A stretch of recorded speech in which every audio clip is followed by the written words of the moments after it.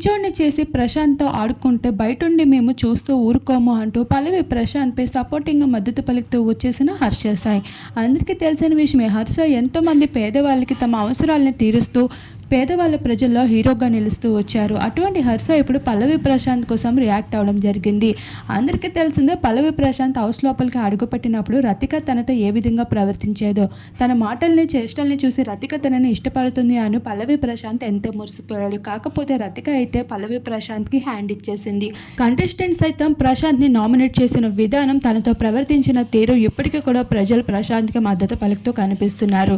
అయితే ప్రతి విషయంలో కూడా పల్లవి ప్రశాంత్‌ని చాలా తక్కువ చేసి చూడడంతో హర్ష సాయి అయితే రంగంలోకి దిగిపోయారు. ప్రశాంత్‌కి తన సపోర్ట్ ఇవ్వబోతున్న విషయం తెలుసుకున్నారు.